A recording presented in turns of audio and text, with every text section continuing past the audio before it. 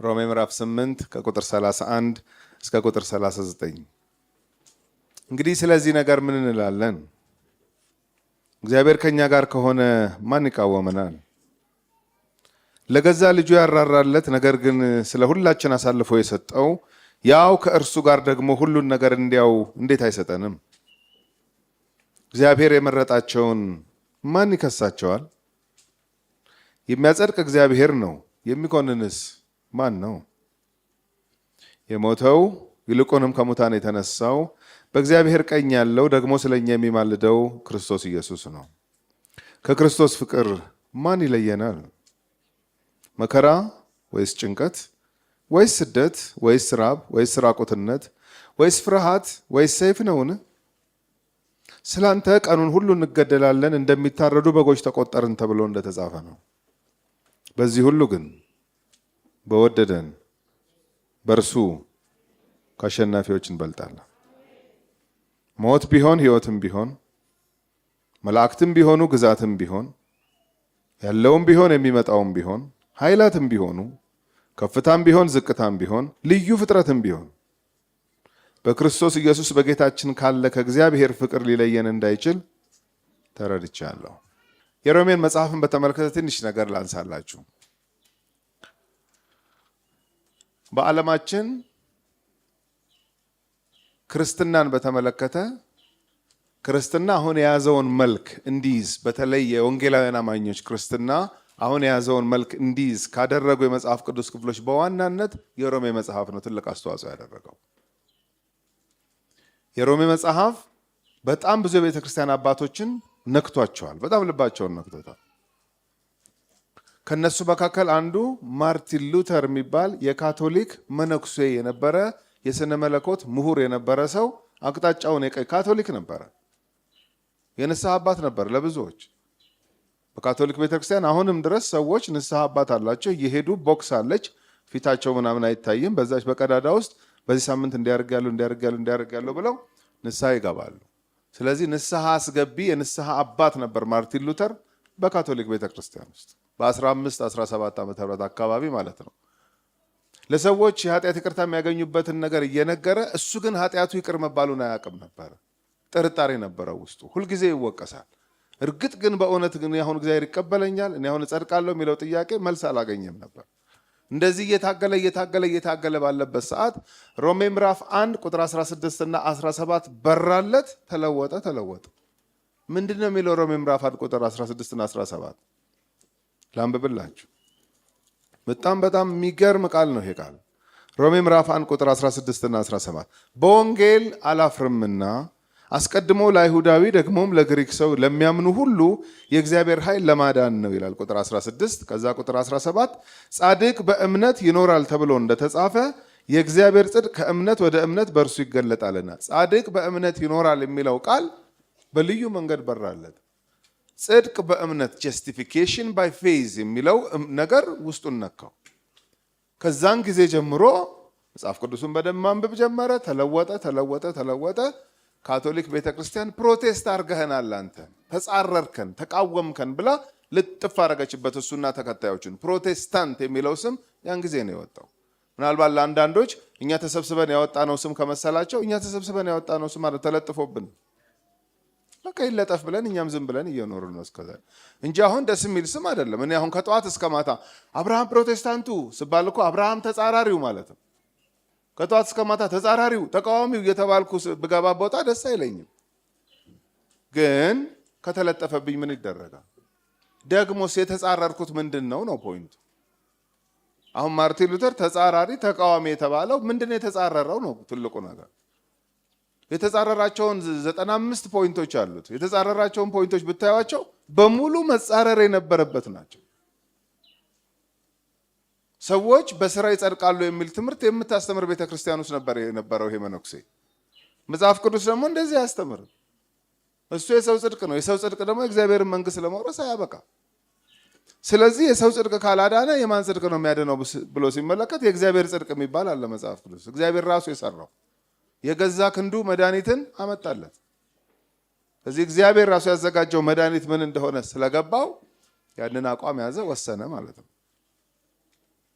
እሱም ብቻ አይደለም፣ ብዙ የቤተክርስቲያን አባቶችን የነካ መጽሐፍ የሮሜ መጽሐፍ ነው። በታሪክ ውስጥ መጽሐፍት ሰው እንኳን ዝም ብሎ የሚጽፋቸው የልቦለድ ምናምን ወይም በሪሰርች የተደገፈ አንዳንድ መጽሐፎች የሰውን ሕይወት የመለወጥ ጉልበታቸው ከፍተኛ ነው። መጽሐፍ አሁን ብዙ ነገር ከሃርድ ኮፒ ከእንደዚህ አይነት ከወረቀት እንትን እየተቀየረ ስለመጣ ነው እንጂ ስቲል ይጻፋል። አሁን ሰዎች በሶፍት ኮፒ ብዙ የሚያነቡት ነገር አለ።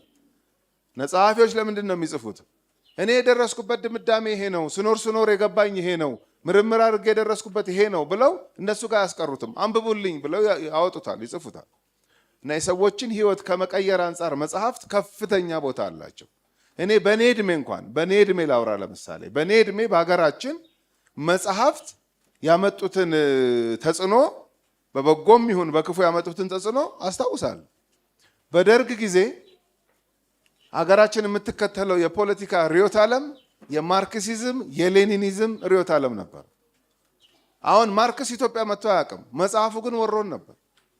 ሌኒንም መጥቶ አያውቅም፣ መጽሐፉ ግን ወሮን ነበር። የነ ኤንግልስ መጽሐፍ ወሮን ነበር ምድራችንን። ለምን? አገሪቱ የምትከተለው ርዕዮተ ዓለም እነሱ የሚያስፋፉትን ርዕዮተ ዓለም ስለሆነ እና በአማርኛ ተተርጉሞ ቤታችን ተደርድሮ ነበር፣ በኢሰፓ ምናምን ጊዜ ማለት ነው።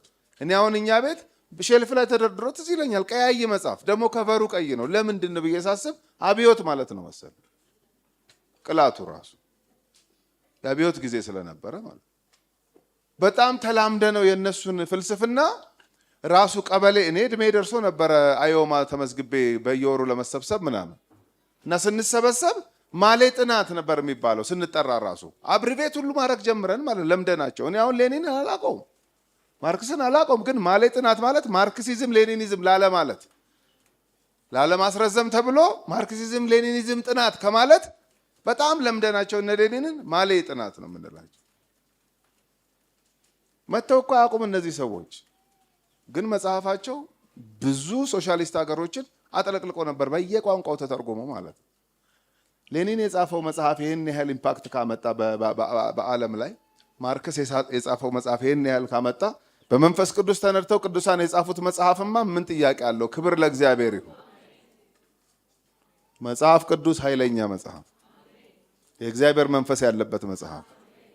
ይሄ መጽሐፍ ዲቫይን ኦተር ሂውማን ኦተር አለው። ሁለት ናቸው ጸሐፊዎቹ። እንዴት እንደዚህ ትላለህ ካላችሁኝ ጴጥሮስ በሐዋርያት ሥራ ምዕራፍ 1 ላይ ሲናገር መንፈስ ቅዱስ በዳዊት አፍ አስቀድሞ ስለ ይሁዳ የተናገረው ቃል አለ ነው ያለው። ይሁዳ ራሱን ሲያጠፋ በሱ ፋንታ ሐዋርያ ለመሾም ሲነሱ እነ ጴጥሮስ የጠቀሰው ጥቅስ አለ። ጴጥሮስ ከመዝሙረ ዳዊት ላይ 2 ጥቅሶችን የጠቀሰው ሲጠቅሰው ግን ዳዊት እንዳለው ብቻ አይደለም ያለው፣ መንፈስ ቅዱስ በዳዊት አፍ አስቀድሞ የተናገረዋል። ክብር ለጌታ ይሁን። ዳዊት ቢጽፈውም የዳዊት ትንቢት ቢሆንም የዳዊት ዝማሬ ቢሆንም የነዳው ግን የእግዚአብሔር መንፈስ ነበር። ስለዚህ ይሄ በእግዚአብሔር መንፈስ በሐዋርያው ጳውሎስ የተጻፈ የሮሜ መልእክት በጣም በጣም ጥልቅ የሆነ መልእክት የያዘ መጽሐፍ እንደሆነ የቤተ ክርስቲያን አባቶች ይመሰክራሉ። አንተ ያነበብከው ምዕራፍ 8 ላይ ነው። በተለይ ዋና ትኩረትህ ቁጥር 37 ላይ ይመስላል። ምክንያቱም በዚህ ሁሉ ግን በወደደን በእርሱ ከአሸናፊዎች እንበልጣለን የሚለውን ልታካፍለን ይመስላል እየተንደረደርክ ያለኸው። በልቶሎ ግባ ወደዛ የምትሉኝ ካላችሁ እገባለሁ፣ ግን ትንሽ ነገር አሁንም ስለ ሮሜ መጽሐፍ ላንሳላችሁ። የሮሜ መልእክት 16 ምዕራፎች አሉት። ጸሐፊው ጳውሎስ ነው። በሮም ላሉ ቅዱሳን የተጻፈ መልእክት ነው። ግን አንድ ቀን አይቷቸው አያውቅም 16 ምዕራፍ ሲጽፍላቸው። ለማያውቃት ቸርች ነው የሚጽፈው። የስ ለማያውቃት ቸርች ነው የሚጽፈው። ለማያውቃት ቸርች ምን ብሎ ነው 16 ምዕራፍ የሚጽፈው? እንደው አንድ አረፍተ ነገር አይበቃም እንዴ? እሺ ወይም አንድ ምዕራፍ አይበቃም እንዴ? ባይበቃ ነው ከዚህ ያለፈ ፐርፐዝ አለው ማለት ነው ጸሐፊው። እንዴት እናውቃለን እንደማያውቃቸው? አልሄደም፣ ሮም አይደለም ሄዷል፣ ግን የቀደመው ደብዳቤው ነው። በኋላ ነው ወደ ሮም ሄደው። ይህንን ለማወቅ ሮሜ ምዕራፍ 15 ቁጥር 23 እና 24 ማየት ትችላላችሁ። በእናንተ በኩል አድርጌ ወደ እስጳንያ መሄድ አስቤያለሁ፣ በዛም ለአገልግሎቴ ትረዱኛላችሁ ሲል ታያላችሁ። አልሄደም ማለት ነው። ሮሜ ምዕራፍ 1 ላይ ወደ እናንተ ልመጣ ብዙ ጊዜ አስቤያለሁ፣ ሞክሬያለሁ፣ ፎር ሰም ሪዝን አልቻልኩኝም መምጣት። ጌታ ይረዳኛል ብዬ አሁንም ተስፋ አደርጋለሁ፣ እመጣለሁ። በሌሎች ዘንድ እንደሰበኩት ወንጌልን እናንተም ዘንድ መጥቼ ወንጌል መስበክ እፈልጋለሁ። በእኔ ውስጥ ባለ ጸጋ በእናንተ ውስጥ ባለ ጸጋ ደግሞ እኔ እርስ በርስ እንድንጽናና ይህን ተስፋ አደርጋለሁ። ጌታ ይረዳኛል ብዬ አስባለሁ ነው እንጂ የሚለው አይቷቸው አያውቅም፣ ሄዶም አያውቅም። ለማያውቃት ቸርች ለምን? ቤተ ክርስቲያን የክርስቶስ ናት። የክርስቶስ ቤተ ክርስቲያን ስለሆነች እሱ ባያውቃትም ጌታ በወደደው መንገድ እንድትመሰረት አድርጓታል። ስለዚህ እሱ ደስተኛ ነው። እኔ ጳውሎስ የሚገርመኝ ሐዋርያ ነው። ስለ ቤተ ክርስቲያን ሲያስብ የኔ እጅ ያልገባበት ቤተ ክርስቲያን አይደለም የሚል ግብዝ ሰው አይደለም። አንዳንዴ አያለሁኝ እንደዚህ አይነት ሰዎችን ቤተ ክርስቲያን ስትሏቸው የሆነ ዝግንን የሚላቸው ሰዎች እንዴት ይላሉ? ጠጅ ቤት የተባለ ይመስል እዛ ጋም አለች። እዛ ጋም አለች። ኦኬ ይላሉ ራሱ ቀስ ብለው። እዛ ጋም አለች። ኦኬ እንዴ የክርስቶስ ቤተ ክርስቲያን እኮ ነው የተባለው። ዘንባባ ተደርጎ የተመረቀ ጠጅ ቤት እኮ አይደለም፣ ቸርች እኮ ነው የተባለው። ክብር ለጌታ ይሁን። ጳውሎስ ሮም ከተማ ቸርች አለች ሲባል በጣም በደስታ ነው የተቀበለው። አለች። የትኛው ሐዋርያ ሄዱ? የትኛውም አልሄደም። ጴጥሮስ አልሄደም። ዮሐንስ አልሄደም። ያዕቆብ አልሄደም። እኔ አልሄድኩም። እንግዲህ ጳውሎስ እኮ ነው እኔ አልሄድኩም። እንግዲህ ከየት መጣች እንዴ ልትኖር አትችልም ምናምን ብሎ የሚሟገት ሰው አይደለም። የቤተ ክርስቲያን ባለቤት ክርስቶስ ነው። ክርስቶስ በወደደው መንገድ ይሰራል። መንገድ አናሳየውም እኛ። በዚህ ታጥፈ በዚህ ገብተ እንትን አርገ አይባልም። የኛ ጌታ እሱ እንደወደደ ይሰራል። ስለዚህ ጳውሎስ ይህን ስለሚያምን ባልሄድም ቸርች ካለች በጣም ነው ደስ የሚለኝ። ደግሞ ጌታ አንድ ጊዜ እኮ በሌሊት ሹክ ብሎኛል። ሐዋርያት ሥራ ምዕራፍ 23 ቁጥር 11 ላይ በኢየሩሳሌም እንደመሰከርክልኝ በሮሜም ትመሰክርልኛለህ ብሎ ቀስ ብሎ ነግሮታል ጌታ። ይችን በልቡ ይዟል። አልሄደም ማለት ነው ገና። ጌታ ግን በጣም በዚህ በምስራቁ በጣም አገልግልሃል። የሚቀርህ ወደ ምዕራብ ነው። ሰሜን፣ ደቡብ አገልግልሃል። ምዕራብ ነው የሚቀርህ። እንግዲህ የዛን ጊዜ የዓለምን ካርታ ስታስቡ የምዕራቡ ጫፍ ስፔንና ፖርቹጋል ናቸው። አሁንም በአውሮፓ ስታየው ስፔንና ፖርቹጋል ምዕራብ ጫፍ ላይ ነው ያሉት። ወደ ስፓኒያ ሲሄድ የሚለው ስፓኒያ ስፔን ነች።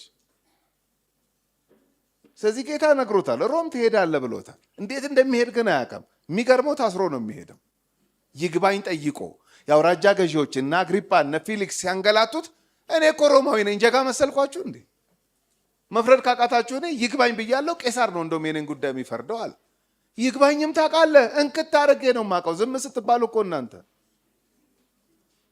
ይግባኝ ካለማ መብቱ ነው መሄድ ይችላል ተብሎ ከብዙ እስረኞች ጋር በመርከብ አድርጎ ወደ ሮም እንደሄደ የሐዋርያት ሥራ ምዕራፍ 27 ይነግረናል። ስለዚህ ከመሄዱ በፊት የጻፈው ደብዳቤ ነው የሮሜ መልእክት ማለት ነው። የጻፈበት ዋና ዓላማ ምንድን ነው ካላችሁ፣ ወደ ስፓኒያ ሲሄድ በዛው በአገልግሎቴ እናንተን አይቼ በዛው ትረዱኛላችሁ። እሱ ዋና ዓላማ ሊሆን አይችልም፣ ግን አንዱ ዓላማው እሱ ነው። ታዲያ ሌላ ምንድን ነው? ራሱ የተከላቸው ቤተ ክርስቲያናት ብዙ ግጭት ስለሚገጥማቸው ግጭት ለመፍታት የጻፋቸው ደብዳቤዎች አሉ። እነ ቆሮንቶስ መልእክት፣ እነ ኤፌሶን መልእክት፣ እነ ፊልጵስዩስ መልእክት፣ ብዙዎቹ መልእክቶች ሰላም እንደምናችሁ ደህና ናችሁ። ያኔ እናንተ ጋር የመጣን ጊዜ መቼም የጌታን ቃል በጣም በሚገርም ሁኔታ ነው የተቀበላችሁት። ስለ እናንተ እምነት እየሰማው በጣም ጌታን አመሰግናለሁ። ወዲያው ገብቶ ግን ምንድነው ተስማሙ ነው በብዙ መልእክቱ። ለምን ግጭት ያጋጥማቸው ነበር። አንዳንዱ ከአይሁድነት የመጣ ነው፣ አንዳንዱ ከአሕዛብነት የመጣ ነው። ስለዚህ መስማማት በጌታም ሆነው እንኳን መስማማት ያቅታቸዋል። እሱን ለመፍታት ነው ብዙ ደብዳቤ የጻፈው። የሮሜን ቸርች እሱ አልመሰረታትም። እንዴት እንደተመሰረተች ያለውን አስተሳሰብ እነግራችኋለሁ። ታዲያ ግጭት ለመፍታት ነው የጻፈው በዋናነት አይደለም፣ ግን ስቲል ሮም ቸርችም አንድ ግጭት አለ። ግን እሱን የፈታበት መንገድ በጣም ትልቅ ሌሰን ነው ለዚህ ዘመን ቤተክርስቲያን የሚሰጠን። ሮሜ ምዕራፍ 14 እና ምዕራፍ 15 ግማሹ ድረስ የተፈጠረች ኬዝ አለች። እሷን በሚገርም ጥበብ ነው አንድ ላይ ያደረጋት ጳውሎስ። ምንድነው የተፈጠረው? ሮም ቸርች ውስጥ ከአሕዛብነት ወደ ጌታ የመጡ ከአይሁድነት ወደ ጌታ የመጡ የቤተክርስቲያን አባላት አሉ ሮም ውስጥ። ከአይሁድነት የመጡት የምግብ ስርዓት ተሰጥቷቸዋል እንደ አይሁዳዊነታቸው። ዘሌዋውያን መጽሐፍ ላይ ይሄ አይበላም ይሄ ይበላል፣ አንድ አይሁዳዊ ይሄን ቢበላ ይረክሳል ምናምን የሚል ትምህርት ስላላቸው በጌታም እንኳን ሆነው የሚበላ ነገር ገና አለቀቃቸውም። የሆነ ምግብ ሲያዩ ይሄ አይበላም ይላሉ፣ የሆነ ምግብ ሲያዩ ይሄ ይበላል ይላሉ። ከአሕዛብነት የመጣው ደግሞ ምንም የምግብ ስርዓት የለውም። ከልጅነቱ ጀምሮ ቅርጥፍ አድርጎ ነው የሚበላው ያገኘውን። እና እዛ ሮም ቸርች ውስጥ የሆነ ስጋ ምናምን ሲሉ እነዛ ከአይሁድ የመጡት ምን ትላለህ ብላ እንጂ ይላል፣ ይሄ አይበላም ይላል። በጌታም ሆነ ምግብ ያረክሰኛል ምግብ ይቀድሰኛል ብለህ ታስባለህ? ምን ያለው ነው? በተራቸው አሕዛቦቹ አይሁዶቹን መናቅ ጀመሩ። ኮመን የሆነው ምንድን ነው? አይሁዳዊ አሕዛብን መናቁ ነው። የተገላቢጦሽ ሮም ደግሞ የተገላቢጦሽ ሆኖ አህዛቡ በሮሙ በይሁዱ ይስቅ ጀመር። አይሁዳዊው የሰንበት ስርዓት ተሰጥቶታል። ቅዳሜ ሰንበት ነው ለአይሁዳውያን። ስለዚህ ያ ነገር በጌታም እንኳን ሆነው ያዝ ያደርጋቸዋል። ይሄ ዛሬ ሰንበት ነው፣ ዛሬ ጌታ ቀን ነው፣ ዛሬ ቀን ሁሉ አንድ አይደለም ይላል። አህዛቡስ ሰኞም ቅዳሜም ሐሙስም አንድ ነው ለሱ። መሸነጋ ነው እንጂ ልዩ ቀን የሚባል የለውም ለአህዛቡ። ስለዚህ እነዛ አይሁዳውያኖቹ አይ ይሄ የተለየ ቀን ነው ይሄ እንደዚህ ሲሉ፣ ያኛው ደግሞ ምን እንዴ አንተ ቀን ነው ምንድን ነው ወደኋላ የሚጎትትህ? ኧረ በእናትህ ምናምን ይሏቸዋል። ይሄ ግጭት ስለፈጠረ ጳውሎስ እቺን ፕሮብሌም ሲሰማ በሚገርም መንገድ ነው የፈታው። በነገራችን ላይ ሮሜ ቤተክርስቲያን ውስጥ የተፈጠረው ይሄ ችግር መሰረታዊ ችግር አይባልም ለክርስቲያን። በመዳን ጉዳይ ላይ በጣም መሰረታዊ በሚባሉ ጉዳይ ላይ አይደለም የተጋጩት። ስለዚህ ምን አደረገ ጳውሎስ? ቀን ሁሉ አንድ ነው የሚል አለ እናንተ ቸርች ውስጥ። አዎ እንኳን አለ ለጌታ ነው ያለዋል። አዎ ምንም ችግር የለውም። ያገኘውን የሚበላ አለ አሉ። አዎ ይብላ፣ ተዉት፣ ለጌታ ነው የበላው። ደግሞ የሚመርጥ የማይበላ አለ አሉ። አዎ ያልበላውም ለጌታ፣ የበላውም ለጌታ ነው፣ ያልበላውም ለጌታ ነው። ቀን ሁሉ አንድ ነው ያለውም ለጌታ ነው፣ ቀን ይለያል ያለውም ለጌታ ነው። እና ሁለታችሁንም ጌታ ተቀብሏቸዋል። የበላውንም ያልበላውንም ሁለታችሁንም አረግዴ በእውነት ተቀብሏቸው። ታዲያ ምንድን ነው የቀረው? እናንተ ናችሁ መቀባበል የቀራችሁ። ፈታው አሁን አንዳንዱ አለያየን አጋጨን ምናምን የምንለው ነገር ቁጭ ብለን ብናወራ የሚያጋጭ አይደለም፣ መሰረታዊም አይደለም። የሚገርማችሁ ነው። እሺ እችን ለመፍታት ታዲያ 16 ምዕራፍ ይጻፋል? አይጻፍም። ከዚህ ያለፈ ዓላማ አለው ጸሐፊው።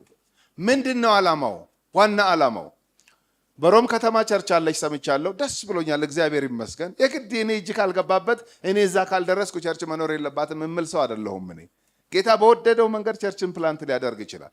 ግን ጥያቄ ይላል ጳውሎስ፣ ጥያቄ ምን የምታቅ ቸርች፣ ምን ላይ የተመሰረተች ቸርች? እኔ ልመጣ አስቤ ነበር፣ አልቻልኩም። ወደፊትም በጌታ ታምኜ ነው እመጣ ይሆናል ብዬ የማስበው። ከመጣሁ መጣሁ። ሌላ ከተማ ያስተማርኩትን ሐዋርያዊ የሆነ ትምህርት ማለት ሐዋርያ ሥራ ምዕራፍ 2 ላይ 3000 ሰዎች ጌታን ሲቀበሉ በምን ነበር የሚተጉት? በጸሎት እንጀራ በመቁረስ በህብረትና በማን ትምህርት? በሐዋርያት ትምህርት። ለምን? ኢየሱስ ሐዋርያቱን አስተምሯቸው ስላለ ማለት ነው። ሰው ጌታን ሲቀበል መማር ስላለበት ማለት ነው። ስለዚህ በአካል ብመጣም ማስተምራችሁን እንኩ በደብዳቤ ማለት ነው። ምን ማለት ነው? ይሄ መሰረታዊ የክርስትና አስተምህሮ የሚባለው ነገር ታውቃላችሁ ለመሆኑ? እኔ ችግር የለብኝም ማንም ይመስረታት ቸርቿን፣ ግን ይሄን ታውቃላችሁ?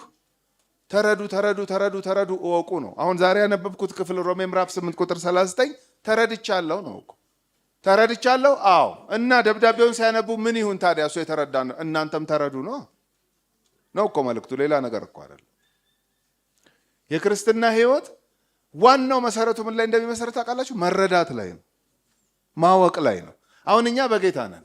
እደጅ ያለ ጌታን የማያውቅ ማአሰው አለ። አሁን በዚህ የሚያልፍ የሚያገድም ዘመዳችን በጌታ ያልሆነ ማአሰው። ምንድነው ልዩነታችን እኛና እነሱ? እኛ የመዳን መንገድ ተረድተናል፣ እነሱ አልተረዱም። ይሄ ነው ልዩነቱ። ያስቆጠርነው የተለየ ጽድቅ ኖሮ መጽሐፍ ቅዱስ እንደዚህ አያስተምርም። አንድ ነን ሁላችንም። ምን ይለየናል ካላችሁ መንገዷ ገብታናለች። እኛ ክብር ለኢየሱስ ይሁን። ኢየሱስም ያስተማረ እኔ እውነት ህይወት ምንድን ነኝ? መንገዱን የማወቅ ጉዳይ ነው። ተረድቻለሁ። ምን ይሁኑ የዚህ ደብዳቤ አንባቢዎች? ተረዱ እና የሚያነሳላቸው አንኳር ሀሳቦች አሉ። በተለይ ቤዚክ ዶክትሪን ወይም መሰረታዊ የክርስትና አስተምህሮ የሚባለውን በጣም አጭቆ የያዘ መጽሐፍ የሮሜ መጽሐፍ እና የመጀመሪያዎቹ ምዕራፎች ላይ ያነሳል። አሕዛብን ያነሳቸዋል፣ አይሁድን ያነሳቸዋል። ሁለቱንም በእግዚአብሔር ፊት ይከሳቸውና ሁለቱም እንደወደቁ ነው የሚያሳየው። አሕዛቦች ይላል። አሁን እናንተ ምናልባት ብድግ ብላችሁ ተነስታችሁ እግዚአብሔር እኮ ሕግ የሰጠው ለአይሁዳውያን ነው፣ ለእኛ እኮ አልሰጠንም፣ የትኛውን ሕግ ጣስንበትና ነው እግዚአብሔር በእኛ ላይ የሚፈርደው ብላችሁ ድንገት ታስቡ ይሆናል። አትሞኙ አላቸው። አትሞኙ። እግዚአብሔር በሰዎች ላይ ለመፍረድ የግድ እንደ አይሁዳዊ ሕግ መስጠት የለበትም። ህሊና የሚባል ነገር ሰጥቷችኋል አለ ሮሜ ምዕራፍ 1።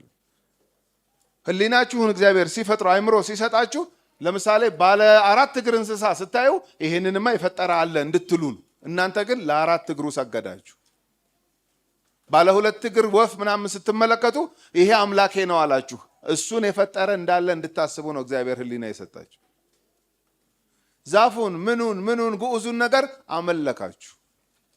ከፈለጋችሁ ደግሞ እግዚአብሔር የተቃራኒ ጾታ አትራክሽን ፈጥሮላችሁ እያለ እናንተ ግን የተመሳሳይ ጾታ ነው የፈለጋችሁት። ይሄ እግዚአብሔር እናንተን ዲዛይን ያደረገበትን ሕሊናችሁን ደፍጥጣችሁ ነው ይሄን ያደረጋችሁት። ስለዚህ በእናንተ ላይ ለመፍረድ እግዚአብሔር መብት አለዋል። የማይረባውን ለማድረግ ስትፈልጉ የማይረባ እንድታደርጉ ለማይረባ አእምሮ አሳልፎ ሰጣችሁ እንጂ ፍጥረታችሁ ሕሊናችሁ ያቅ ነበር ጤነኛ የሆነውን ነገር። ይሄን ሚስ በማድረጋችሁ ይሄንን በማመጻችሁ እግዚአብሔር በእናንተ ላይ ይፈርዳል አላቸው። ብለው እንዲደነግጡ ወደ አይሁዶቹ መጣ። ምዕራፍ 2 ላይ አይሁዳውያን አለ ሕግ ተቀበላችሁ እንጂ እናንተ ጠበቃችሁት? አትስረቅ ትላለህ፣ አልሰረክም፣ ሰርቄአለሁ። ታዲያ ሕግ ተቀበልክ እንጂ መቼ ፈጸምከው? ሕግን የሚፈጽም የሚያደርግ እንጂ የሰማ ይጸድቃል ይላል አይልም። ስለዚህ አንተም ወድቀሃል። ሁለቱንም ግሩፕ ከሰሰና ሁለቱንም ጣላቸው። ሮሜ ምዕራፍ 3 ቁጥር 23 ላይ ሲደርስ ሁሉም ኃጢአትን ሰርተዋል የእግዚአብሔርም ክብር፣ ሁሉም ማለት ምንድን ነው? አህዛቡም አይሁዱም፣ ሁለቱንም ከሰሳቸው። በምድር ላይ ያለ ፍጥረት ዛሬም ቢሆን ወይ አይሁዳዊ ነው ወይ አህዛብ ነው። አህዛብም ከወደቀ አይሁዳዊም ከወደቀ ታዲያ ሰው ምንድን ነው የሚሻለው ሲባል የሚሻለውማ ሮሜ ምዕራፍ 3 ቁጥር 23 ሁሉም ኃጢአትን ሰርተዋል የእግዚአብሔር ክብር ጎላቸዋል። ባድ ኒውስ ነው ይሄ። አሳዛኝ ነገር መውደቃችንን የሚያሳይ ነው። ባድ ኒውስ ነው። የሚገርመው ግን ጉድ ኒውሱን የሚቀጥለው ቁጥር ላይ ነው ያመጣው ሳያቆየው። ሮሜ ምዕራፍ 3 ቁጥር 23 ያን ብሎ ቁጥር 24 እና 25ን ተመልከቱ ምን እንደሚል። ሮሜ ምዕራፍ 3 ቁጥር 23 ሁሉ ኃጢአትን ሰርተዋልና የእግዚአብሔርም ክብር ጎሏቸዋል ብሎ ወዲያው 24 ላይ 4 ነጥብ እንኳን የለም በኢየሱስ ክርስቶስም በሆነው ቤዛነት በኩል እንዲያው በጸጋው ይጸድቃሉ። የሰው ጽድቅ አይደለም፣ የሰው ስራ አይደለም። ይሄ ምትክና ቤዛ ተገኝቶላችኋል ነው የሚለው። አያችሁ፣ ከባድ ኒውሱ ቀጥሎ ወይኔ ጉዴ ሲሉ ጉድ ኒውሱን ነው የነገራቸው። አንድ ሰው የምስራች ወይም ጉድ ኒውስ በደንብ የሚገባው እንዴት ነው በሉኝ? ባድ ኒውሱን በደንብ ሲያውቀው። ኢየሱስ ምን እንዳረገልኝ የማውቀው ምን እንደነበርኩ ሳውቀው። አንዳንድ ሰው ትንሽ ያሻሻለው ነው የሚመስለው ኢየሱስን መቀበል። ድሮም ደህና ነበርኩ ሲፈጥረኝ ከልጅነቴም እኔ ቤተሰብም ነግሮኛል። አንቺ ከልጅነትሽም እንደው በቃ እንደው ወደ ጌታ ነው እንጂ መንፈሳዊ ነገር ነው እንጂ ምንም እንከን የሌለሽ ልጅ ነሽ ተብያለሁ። ጌታን በመቀበል ላይ ትንሽ ተሻሽያለሁ እንጂ በዛውም ብቀጥል ችግር አልነበረውም። በልበል የሚለው ሰው ይኖራል። እዚህ አለ አላልኩኝም፣ ግን ሊኖር ይችላል። ጳውሎስ ግን እንደዚህ የሚባል ሩም የለውም። ክስክስ ብላችሁ ነው የወደቃችሁት ነው የሚለው። በእግዚአብሔር ስታንዳርድ በእግዚአብሔር መልክ አንድ የተረፈ የለም። ሁሉም ካለ ሁሉም ነው በቃ ሁሉም ኃጢአት የእግዚአብሔር ክብር ጎሎተ። ታዲያ ምን ይሻላል ሲባል ሁሉም ሊጸድቁበት የሚችሉበት ግን አንድ መንገድ እግዚአብሔር አዘጋጅቷል። ምንም ይባል እንዲያው በጸጋው። ክብር ለጌታ ይሁን። እንዲያው በጸጋው። እንዲያው በጸጋው ማለት ምንድን ነው? ለእኛ ነፃ ነው፣ እግዚአብሔርን ግን አስከፍሎታል። እኛ ጋር ሲመጣ ነው ነፃ የሚሆን። ጸጋ ለሰው በአንዴ እንደማይገባ ስለሚያውቅ ጳውሎስ ሮሜ ምዕራፍ 4 ላይ ጸጋን ትንሽ ለማብራራት ሞከረ። ጸጋ ማለት እንዴት መሰላችኋል? እና ለምሳሌ አባታችሁ አብርሃም አለ፣ በተለይ አይሁዶቹ አባታችሁ አብርሃም በስራ ጸድቆ ቢሆን ኖሮ የሚመካበት አለው አለ። ግን በስራ አይደለም የጸደቀው አብርሃም። ታዲያ በምንድን ነው? አብርሃም በእግዚአብሔር አመነ፣ እምነቱም ጽድቅ ሆኖ ተቆጠረለት። ለሚሰራ ሰው ደሞዙ ዋጋው ነው፣ ለማይሰራስ ስጦታ ነው። አሁን እናንተ ወር ሙሉ የሰራችሁበት መስሪያ ቤት ውስጥ ደሞዝ ልትቀበሉ ስትሄዱ ደሞዝ ከፋያ ይቅርታ፣ ብዙ ጊዜ ሴቶች ስለሆኑ ነው ደሞዝ ከፋዮች።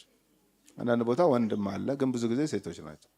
ደሞዝ ልትቀበሉ ልትፈርሙ ስትሄዱ ላባችሁን ጠብ አድርጋችሁ እውቀታችሁን በደንብ ገብራችሁ ለዛ መስሪያ ቤት ለፍታችሁ አንድ ቀን ሳትቀሩ የሰራችሁበትን የላባችሁን ልትቀበሉ ስትሄዱ በደስታ በፈገግታ ነው ካሸሯ ወይም ደሞዝ ከፋያ መክፈል ያለባት እንጂ እንደዚህ እያለች ትገርማለህ። መጣ ልትቀበል ማለት አትችልም። ለምን? የሰራችሁበትን ነው የምትቀበሉት። እኔ አሁን እንደዛ ልቀበል ሲሄድ እንደዚህ ብታረገኝ መጀመሪያ አማኝ ስለሆንኩኝ መናፍስትም ሊመስለኝ ይችላል፣ አመሏም ሊመስለኝ ይችላል። ብዙ አስባለሁ። መቼም በመጀመሪያው አልናገራትም፣ በሁለተኛው በሶስተኛው ግን ትገርማለህ። ምኑ ነው የምገርመው ነው የምላት። እየመጣ ትወስዳለህ። እንክት አድርጌ ነው የምወስደው። የለፋውበት እኮ ነው። ዝም ብዬ አይደለም የመጣሁት። ከመንገድ ነው እንደመጣሁት። የዚህ መስሪያ ቤት ባልደረባ ይሄው መታወቂያ ብዬ ሁሉ አሳያለሁ። እንደዚህም ብያት አላርፍ ካለችና እንደው ሰው ግን የሚገርም ነው። ሰው ጉደኛ ነው። በተለይ ያንተ ባሰ ብትል አለቃ ዋጋ ነው የምገባው። አሳርፍልኝ። ለምን? የለፋውበትን ነው እየጠየቅኩ ያለሁ። ውሌም እንደዛ ነው። ትሰራልናለህ፣ በወሬህን ያህል እንከፍልሃለን ተብዬ ነው የገባሁት እዛ መስሪያ ቤት። ያልሰራው ከሆነስ ደሞዝ ሲቀበሉ የተሰለፉትን አይቼ ቀስ ብዬ የገባው ከሆነስ አፍም የለኝም። አይደለም ትገርማለህ፣ እንዲህ ብታረገኝ እንኳን እየተንገዳገድኩ ፈርማለሁ እንጂ ለምን አልሰራው? ለሚሰራ ሰው ደሞዙ ዋጋው ነው፣ የላቡ ነው። ለማይሰራ ሰው ስጦታ ነው። ከጽድቅ ጋር ሲያገናኘው ምን ይላል? እንግዲያው ኃጢአተኛውን በሚያጸድቅ ምን አድርጎ ምሮት። ዳዊትም እኮ ኃጢአቱ የተከደነለት የተተወለት ምስጉን ነው፣ ብፁዕ ነው። አልሰራህም አይደለም፣ ሰርተሃል፣ ከደነልህ እግዚአብሔር። ማረህ፣ አለፈህ፣ ተወህ። ምትክና ቤዛ በአንተ ፋንታ አዘጋጀ እግዚአብሔር። አንተ እድለኛ ነህ ይላል። አልሰራህም። አዎ በፍጹም ግን እንዳትሸማቀቅ። ለምን? የሰራልሃል።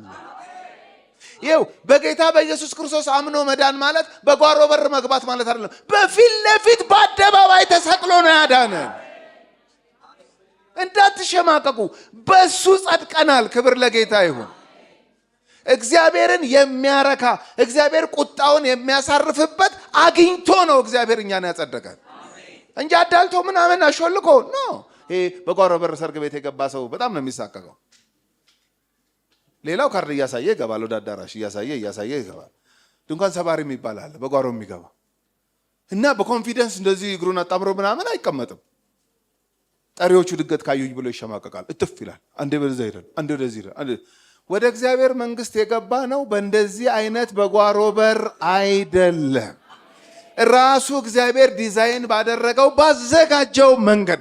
እኔ መንገድ ነኝ ካለ እሺ ብዬ ተቀብዬ መንገድ በሆነው በክርስቶስ ወደ አብ መግባት ሆነልኝ። ጸጋን በደንብ ማብራራት ጀመረ።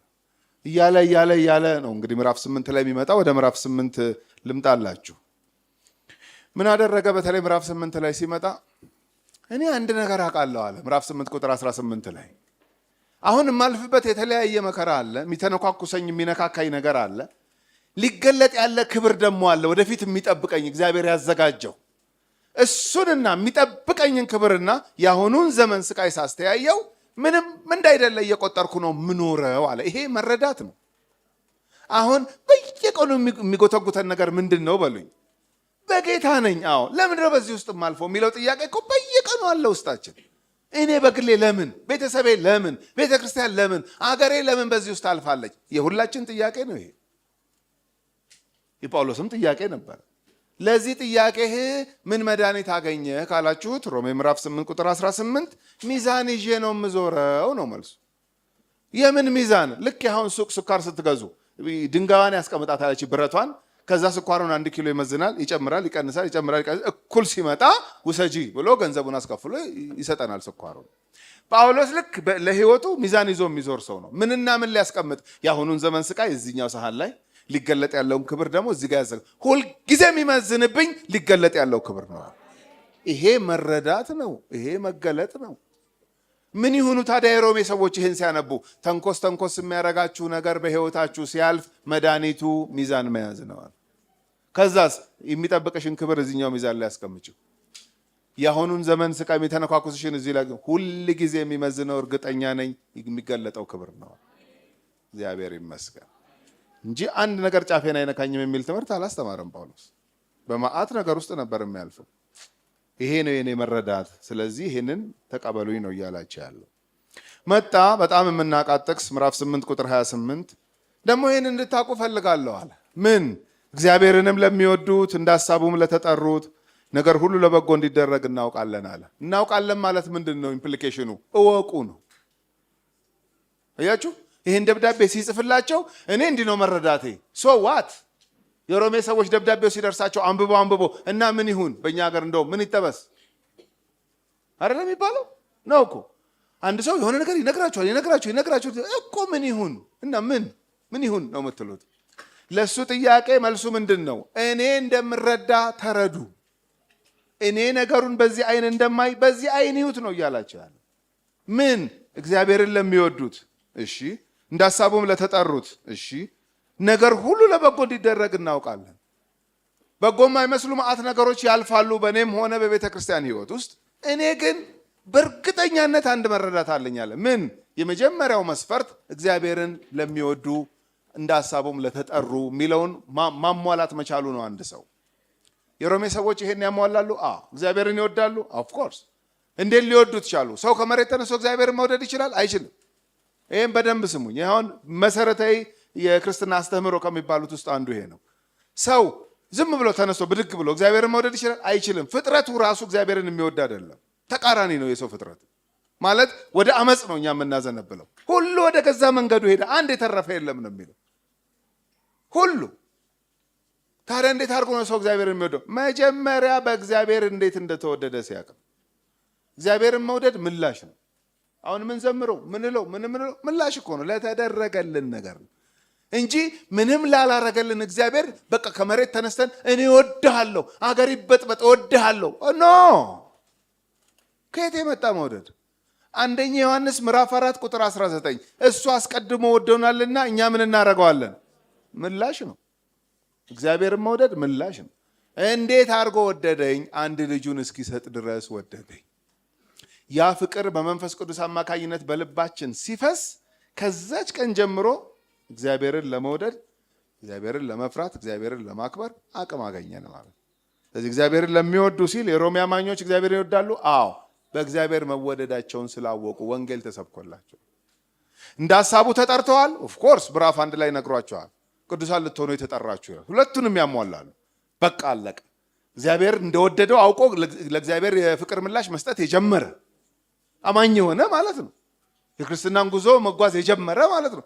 እንደ ሐሳቡ እንደተጠራ የሚገባው ያወቀ ለዚች ሴት ወይም ለዚህ ሰው፣ ለዚህ ፋሚሊ፣ ለዚች ቤተ ክርስቲያን አንዳንድ ነገር አይደለም ነገር ሁሉ ተሰብስቦ መጨረሻ ላይ ለበጎ እንዲደረግ አውቃለሁ አለ። እሺ አንተ ታውቃለህ ጳውሎስ። እሺ እኛ ምን እናድርግ? እወቁ ነው፣ ተረዱ ነው። ይገርማችሁ ይሄ ጳውሎስ መልእክት እኮ ተፈለጡ ተቆረጡ አይደለም፣ እወቁ ነው። እወቁ፣ ተረዱ፣ እዚህ ላይ ቁሙ።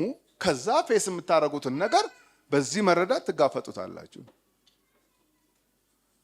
ኤድሪያን ሮጀርስ የሚባል አሁን ወደ ጌታ ሄዷል። አንድ 8 ዓመት ምናምን ሊሆነው ይችላል። አሜሪካዊ ነው። የአንዲት ቤተክርስቲያን መጋቢ ሆኖ ያገለግል ነበር።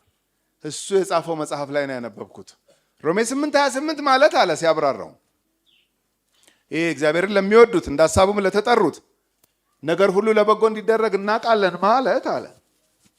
በምሳሌ ላስረዳችኋልና ምሳሌው በጣም ልባችሁን ከነካውና ወይ ሮሜ 8:28 እንደዚህ ነው እንዲህ ሐሳቡ ካላችሁ አብርሃም ሲያነብ የተረዳው የኤድሪያን ሮጀርስ ሐሳብ ብላችሁ ክሬዲቱን ለሳቸው ስጡልኝ እንጂ የኔ አይደለም። ይሄ ግን እነግራችኋለሁ ምን እንዳሉ እሳቸው። ይሄ ማለት ልክ እንዲህ ማለት ነው አሉ። አንዲት ክርስቲያን ሴት በመንገድ ላይ የሄደች አንድ ክርስቲያን ወንድም አገኘች መንገድ ላይ። እንዴት ነህ? ደህና ነው? ደህና ነኝ እግዚአብሔር ይመስገን። እንዴት ነሽ? ደህና ናችሁ? እግዚአብሔር ይመስገን። ጎሽ ሰማህ እንዴ አለችው። ምኑን?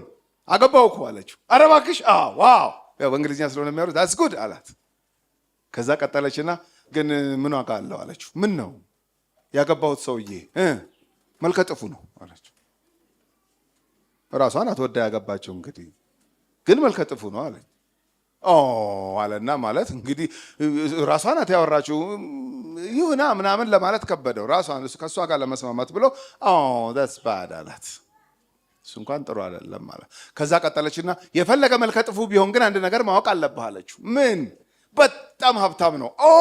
that's good አላት። ከዛ ቀጠለችና ደግሞ ግን የፈለገ ሀብታም ቢሆን ምን ዋጋ አለው? ስቁንቁን ነው አይደማውም፣ በእኛ ጋር እንደሚባለው አባሃና ነው አለችው። that's bad አለ። እንደገና ግን ደግሞ የሚገርምህ እንደው አባሃና ነው ስልህ ስቁንቁን ነው ስልህ ደግሞ ለእኔና ለልጆቹ ምን የመሰለ ቤት ሰርቶልናል። that's good አላት። መቆሚያ ያሳጣችሁ ሰውየውን ገብቷችኋል። አንዴ that's good ይላል፣ አንዴ that's bad ይላል፣ አንዴ that's good እና እሷም አትጨርስም። በኋላ እንደገና ቀጠለችና የሚገርም ነገር ግን ባለፈው ሳምንት ቤቱ ተቃጠለ አለችው። ዋለ አሁን ዛስጉድም ዛስባድም ግራ ገባው። ጭራሽ ደግሞ እኮ የሚገርም ቤቱ ሲቃጠል ሁላችንም ውጪ ነበርን፣ እሱ ብቻ ነበር ዋለ ይላል። ከዛ ምን ሊል ፈልጎ ነው ይሄ ኤድሪያን ሮጀርስ? አንተም ሆንክ ሌላው ክርስቲያን፣ በአንተም ሆነ በሌላው ክርስቲያን ህይወት ውስጥ እግዚአብሔር እየሰራ ያለውን ስራ እስኪ ጨርስ ድረስ መታገስ አቅቶ በመሃል አስተያየት እሰጣለሁ ካልክ አንድ ሳምንት that's good፣ በሚቀጥለው ሳምንት that's bad፣ በሳምንቱ that's good፣ በሚቀጥለው that's bad እያልክ ማበድህ ነው። እና ምን ይሻላል? ፍርጥም ብለህ እግዚአብሔርን ለሚወዱት እንደ ሐሳቡም ለተጠሩት ነገር ሁሉ ለበጎ እንዲደረግ አውቃለሁ ብለህ እርፍ በል። የእውነቴን ነው የምነግራችሁ። ይሄ ምሳሌ ገላገለኝ ገላገለኝ ገላገለኝ። መዋዠቅ ተውኩኝ። የሚገርማችሁ እንዴ አሁን አንዳንድ ጊዜ እኮ የሚገርማችሁ የህይወታችንን ስትመለከቱት በጣም ዘግናኝ ነው። በዚህ ሳምንት የምስጋና ጊዜ ነው፣ ተሰብሰቡ፣ ጌታ ባርኮኛል። በሚቀጥለው ሳምንት አለቀልኝ ድረሱልኝ። በሚቀጥለው ሳምንት ኧረ ጌታ ይባረክ በእናታችሁ ለን እንደኔ ያሰበው ሰው የለም። እንዴ ተሰቃየን እኮ። እንዴት ነው ቀጥ ብሎ የሚኖረው አንድ ክርስቲያን? ጳውሎስ እንደተናገረው ሲረዳና ሲያምን ነው። እኔ በጌታ ነኝ፣ የጌታ ልጅ ነኝ፣ ህይወቴ ለጌታ የተሰጠ ነው። ጌታ ስለወደደኝ መውደድ ጀምሬያለሁ። ጌታን እንደ ሐሳቡ ጠርቶኛል። አለቀ ደቀቀ። የፈለገ አጋንንት እየመጣ ቢነዘንዘኝ ምን ቢለኝ እማቅለት ነገር የለም። እማቀው አንድ ነገር ነው። ምን? በእኔ ህይወት እግዚአብሔር ነገር ሁሉ ለበጎ ያደርገዋል። ደግሞ ይሄ ለበጎ የሚባለው ነገር እኮ ምን እንደሆነ ታውቃላችሁ? ሄደ መጨረሻ የልጁን መልክ እንድትመስል ማድረግ፣ ሌላም ነገር አይደለም። የሚተነኳኩስ ነገር ባለበት ዓለም ውስጥ ጸንተሽ ቀጥለሽ መጨረሻ ምን ለመሆን ነው? ልጁ በእኛ መካከል በኩር ሆኖ ሁላችን ማንን እንድንመስል? እሱን እንድንመስል ወስኖብናል ነው የሚለው። አሁን ልጅ ይወለዳል፣ ባዮሎጂካሊ ልጅ ይወለድና መጀመሪያ ያምታታናል።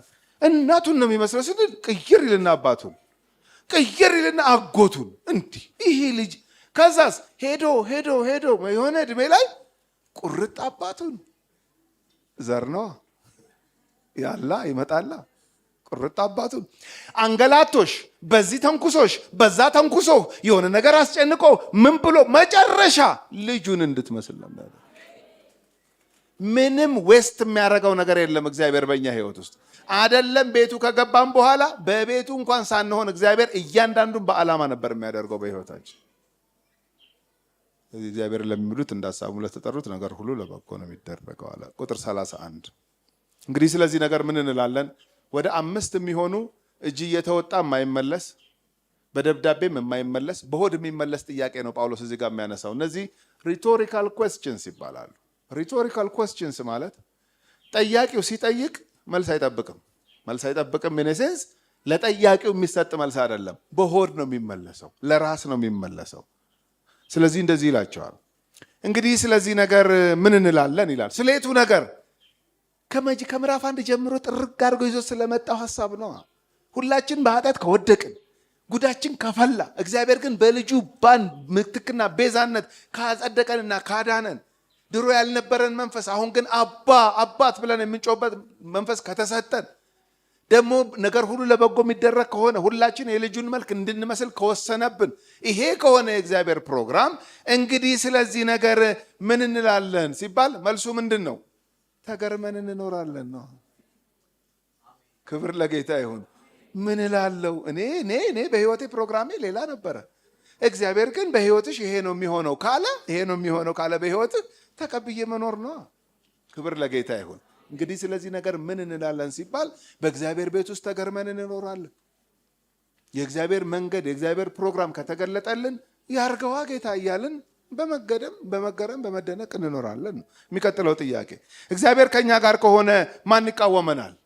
ገና ወደፊት ከሆነ አይደለም። ኦልሬዲ ከነሱ ጋር ነው። ኦልሬዲ ከጳውሎስ ጋር ነው። ኦልሬዲ ከሮሜ ሰዎች ጋር ነው። ኦልሬዲ ከኔና ከናንተ ጋር።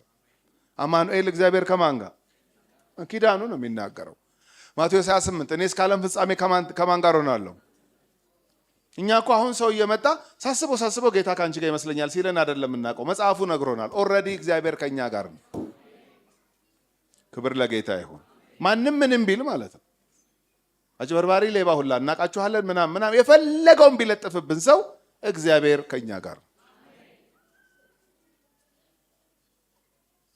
እግዚአብሔር ዳኑበት ብሎ የላከውን ልጅ የተቀበለ ሁሉ እግዚአብሔር ከዛ ከተቀበለ ሰው ጋር እግዚአብሔር ከኛ ጋር ከሆነ ማን ይቃወመናል ማለት ይሄም መልሱ ፍርጥም ተብሎ የሚመለስ መልስ ነው። ማንም ነው የሚባለው ለዚህ ጥያቄ ማንም። ለምን እንዴ? እግዚአብሔር ከኛ ጋር ነው። ይኸውላችሁ የሚቃወማችሁ ነገር እናንተም ብቻችሁን ካገኛችሁ ገነጣጥሎ ይጥላችኋል። እግዚአብሔር ከእናንተ ጋር ከሆነ ግን እናንተም ፈርቶ ሳይሆን ከእናንተ ጋር ያለውን ፈርቶ ስለማይችለው አይነቀንቃችሁም፣ አያሸንፋችሁም። እነዚህን ሁሉ ዓመታት በእግዚአብሔር ቤት ውስጥ እንዴት ጸናን? እንዴት ቆምን? አብሮን ያለው እግዚአብሔር። የኛ ችሎታ ኖ እንደኛ ስንት የዋዠቅን እኮ አንዴ ስንበረታ አንዴ ስንደክም የመጣው ነገር እኛም ብቻ ፊት ለፊት ቢያገኘን ደፍጭጮ ነበር የሚጥለን። የማይችለው ኃይለኛው እግዚአብሔር ግን ከኛ ጋር። እግዚአብሔር ከኛ ጋር ከሆነ ማን ይቃወመናል ሲባል አንተን ማን ይቃወመሃል አይደለም፣ ካንተ ጋር ያለውን አስብ። ክብር ለእግዚአብሔር ይሁን። ስለዚህ የዚህ መልሱ ምንድነው? ማንም ነው። ቁጥር 32 ለገዛ ልጁ ያራራለት ነገር ግን ስለ ሁላችን አሳልፎ የሰጠው ያው ከእርሱ ጋር ደግሞ ሁሉን ነገር እንዲያው እንዴት አይሰጠንም? ለዚህም መልሱ ፍርጥም ተብሎ እንዴታ ነው መልሱ። ምን መጠየቁስ ነው የዚህ ጥያቄ መልስ። እንዴት መጠየቁስ ትላለህ? አንብቡታ በደንብ። ለገዛ ልጁ ያራራለት አብ ለወልድ ማለት ነው። በጌቴሰማኔ እቺ ጽዋ ከኔ ትለፍ ግን ያንተ ፈቃድ እንጂ እኔ ፈቃድ አይሁን ሲል አራራለትም ለሱ። ዝም ነው ያለው። 3 ጊዜ ጸለየ፣ ዝም አለው። ሲጠመቅ የመጣ ድምፅ ጌቴሰማኔ አልመጣም። 3 ጊዜ ጠይቆ 3 ጊዜ መልስ ሳይመጣ ሲቀር አወቀ የአባቱ ፈቃድ እንደሆነ። ሰዓቲቱ ደርሳለች ኑ እንሂድ ብሎ ቀጥታ መስዋዕት ለመሆን ወደ መስቀል ነው ሄደው። ይሄ ምን ማለት ነው? አራራለትም። ለገዛ ልጁ ያራራለት ለማን? ለመራራት ብሎ ነው። ለአንቺ ለመራራት ብሎ ነው። ለአንተ ለመራራት፣ ለእኔ ለመራራት ብሎ ነው። ለገዛ ልጁ ያራራለት ነገር ግን ስለ ሁላችን አሳልፎ የሰጠው። እሺ ለሱ አራራም ለኛ ራራ። እሺ ይሄን ያደረገ እግዚአብሔር ትጠረጥረዋለህ? በምን? ሌላውን እንዴት አይሰጠንም? እንክት አድርጎ ይሰጠናል። እግዚአብሔር ስስታም ቢሆን እግዚአብሔር ለሰው ልጆች ጉዳዩ ያልሆነ አምላክ ቢሆን በዙፋኑ እንደተቀመጠ ለዘላለም ቁጭ ብሎ ከሰራህ ዳን ካልሰራህ የራስ ጉዳይ ይል ነበረ። እንደዚህ ያላለ እግዚአብሔር ለኛ ለመራራት ብሎ ለልጁ ላይ የጨከነ እግዚአብሔር ልጁን የሰጠህ ሌላውን እንዴት አይሰጥህም? አረ በደንብ አድርጎ ይሰጠኛል። ሌላው ማለት ምንድን ነው? የምድር ጉዞህን ጨርሰህ በክብር ወደ ጌታ እስክትሄድ ድረስ የሚያስፈልግህ አቅም፣ ጸጋ፣ ሪሶርስ ኤቭሪቲንግ ማለት ነው ይሰጥሃል። አሁንም የኤድሪያን ሮጀርስ ምሳሌ ልዋስ። ያ ሰውዬ ምን አለ መሰላችሁ? እቺ ማለት በምሳሌ እንዴት ላስቀምጥላችሁ መሰላችሁ አለ። አንድ ሰው አለ፣ አንድ ልጅ ነው ያለው። 2 እንኳን 3 እንኳን የለውም ምትክ፣ አንድ ነው ያለው አለ። በጣም የሚወደው ልጁ ነው። እሺ አንድ ሰው እየመጣና በሩን አንኳኳ። አባትየው ከፈተ። ምንድን ነው ሲል እንደዚህ እያጮለገ እያየ ልጅህን ፈልጌው ነው። የኔን ልጅ? አዎ። ምን ነው በደህና? በደህና አይደለም። እንዴ ምን ነካው ሰውየው? ታዲያ ለምንድን ነው የፈለግከው? ልሰድበው? የኔን ልጅ? አዎ። መስደብ ብቻ አይደለም ልተፋበት? የኔን ልጅ? አዎ። መጥፋት ብቻ አይደለም አይንህ እያየ ልገለው? የኔን ልጅ? አዎ። አሰበ አባትየው። በጣም የሚወደው ልጁ ነው፣ የሚጠላው አይደለም። አንድ ልጅ ነው ያለው፣ ምንም ምትክ የለው። የሰውየው ጥያቄ በጣም ሲሪየስ ነው። አሰበ። ሰውየውን አየ፣ ልጁን አየና መጨረሻ ላይ ፈቀደለት። ኦኬ ውሰደው። አይኑ እያየ አባትየው አንጀቱ እየተንሰፈሰፈ አይኑ እያየ ያለውን ሁሉ አደረገበት። ተፋበት፣ ሰደበው፣ ደበደበው፣ ገደለው፣ ጨረሰ። መጣ እንደገና። እኔ ምልህ አለው የልጁን አባት። አቤት። ልጁ በሕይወት እያለ መጫወቻዎች ነበሩት አሉት። አዎ። ልሰጠኝ ትችላለህ ቢለው አልበዛም እንዲህ አሁንስ ይላል? አይልም። ለምን? ከዕቃው ልጁ ይበልጣል። ልጁን የሰጠ ዕቃውን ምንም ችግር የለበትም፣ በደንብ አድርጎ ይሰጠዋል ማለት። ማንም ሰው ዛሬ ተነስቶ እግዚአብሔርን ጨካኝነ ስስታምነ በሰማይ ተቀምጠ ፈጀህን ማለት አይችልም። ልጁን ልኳል እግዚአብሔር። ክብር ለኢየሱስ ይሁን። አንድ ልጁን ልኮ ነው ያዳነን። እኛ በጓሮ በር አይደለም የገባ ነው ወደ እግዚአብሔር መንግስት። በጣም ቦልድ የሚያደርገ ምንድን ነው? መጽሐፉ ነዋ። መጽሐፍ ውስጥ ያለው መንፈስ ስለነካን። ለአንዳንድ ሰው አሁን ይሄ መጽሐፍ 2000 ዓመት ያለፈው የሆነ ጥቁር መጽሐፍ አይደለም። ይሄ የእግዚአብሔር መንፈስ ያለበት መጽሐፍ ነው።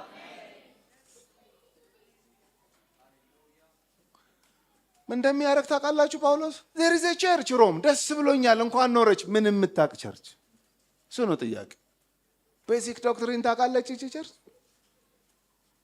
አለዚያ የመጣው ነው የሚያንከባልላችሁ ነው እኮ እያለ መጽናት ትፈልጋላችሁ? በሚያንገላታ ነገር ውስጥ መቆም ትፈልጋላችሁ? እኔ ሚዛን ስላለኝ ነው። ምንም ነገር ስለማይነካኝ ማአት ነገር ነው በህይወቴ ውስጥ የሚያልፈው። ያላሰብኩት ያልጠበቅኩት ብዙ ነገር ይገጥመኛል። እንዴት ትጸናለህ? ሚዛኑ ነው። ሚዛኑ የአሁኑ ዘመን ስቃይ ሊገለጥ ያለው ክብር። ክብር ለጌታ ይሁን። ልጁን የሰጠን ሌላው እንዴት አይሰጠን? አረንክት አድርጎ ይሰጠናል። ምናልባት እዚህ ጉባኤ ውስጥ እኔማ ቢወደኝ ኖሮ ጌታ እምትሉ ካላችሁ፣ ቢወደኝ ኖሮ ገና ቢወደኝ ኖሮ ላይ ያላችሁ ካላችሁ፣ ቢወደኝ ኖሮ እንትን ይሰጠኝ ነበር፣ ቢወደኝ ኖሮ እንትን ይሰጠኝ ነበር፣ ቢወደኝ ኖሮ እንትን የሚጨምርልኝ ነበር። እግዚአብሔር አንቺን ለመውደዱ ጨርሷል። ትልቁን ውድ ስጦታውን አንድያ ልጁን ሰጥቷል። እሱን የሰጠ ደግሞ ሌላውን ይሰጣል። እግዚአብሔርን ወደ መምሰል የሚያስጠጋን ከሆነ የልጁን መልክ እንድንመስል የሚያንደረድረን ከሆነ እግዚአብሔር ይሰጠናል። የሚቀጥለው ጥያቄ እግዚአብሔር የመረጣቸውን ማን ይከሳቸዋል? ይሄ የፍርድ ቤት ቋንቋ ነው። ከሳሽ አቤት፣ ተከሳሽ አቤት፣ አቃቤ ሕግ፣ ዳኛ ምናምን የፍርድ ቤት ቋንቋ ነው። ይሄ ምን እንደሚል ታውቃላችሁ? ጳውሎስ እግዚአብሔር ተዳደሩበት ኑሩበት ብሎ የሰጠው ስርዓት አለ ለሰው ልጆች። የሰው ልጆች በደሉት፣ እግዚአብሔርን ጣሱ። ስለዚህ በፍርድ ሂደት ማን ከሳሽ ማን ተከሳሽ?